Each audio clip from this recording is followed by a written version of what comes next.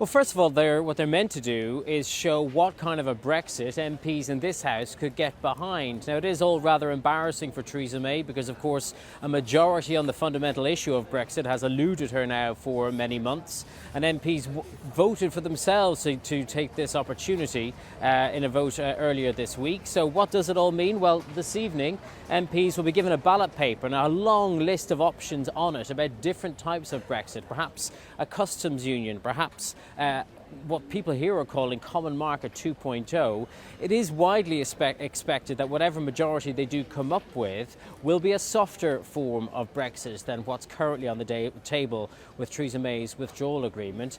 But the somewhat perverse thing to all this is it could actually be somewhat helpful to Theresa May, because now those hard Brexiteers within her own party who've been opposing her withdrawal agreement on the first two votes can now see, or will be able to see, perhaps the hardest form of Brexit that's available slipping away from them, and it could convince them to fall in line. And certainly that's what one such MP, Michael Fabricant, told me a little while ago.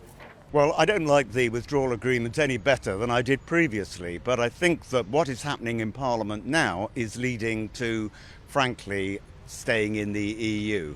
And that would be a huge betrayal of the 17.4 million people who voted for Brexit. So I think as a tactic, I may well have to vote for this withdrawal agreement. At least it gets us out of the EU. It does suggest that you think that the indicative votes could actually lead to a softer Brexit. Oh, I think, it probably will. We've got to find out. But the point is this. There are 650 members of the United Kingdom Parliament, and between 400 and 500 of them are Remainers. And they're doing anything they can to either keep us in the EU or in such terms that we might as well have not left the EU in the first place. You're saying you may well support the withdrawal agreement third time around. You're not giving it your full throat and support just yet. Are you waiting for Theresa May to signal she might resign? No, I'm not waiting for that. I'm waiting to see what happens today and Monday.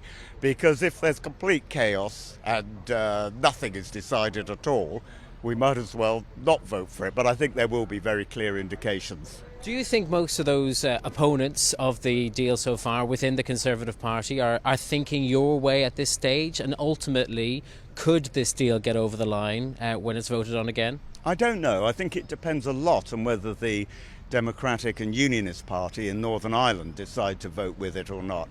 If they decide not to vote for it, it not only reduces numbers, but it also won't encourage others to vote with them. What do you think of those MPs who seem to be waiting for Theresa May to say that she would resign if the deal is passed? It's a bizarre situation because either the deal is good or it's bad, and surely it doesn't really matter whether Theresa May remains in office.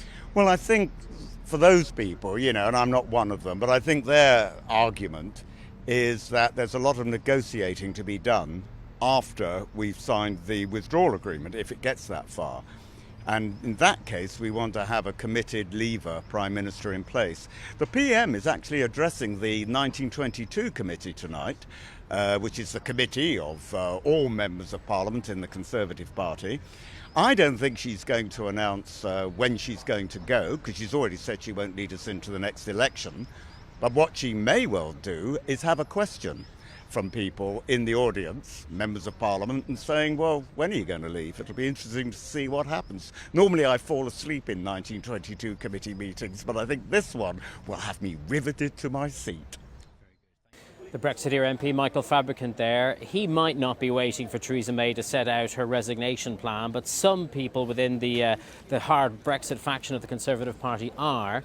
She's due to speak to a committee of backbenchers later and will undoubtedly be asked that very question.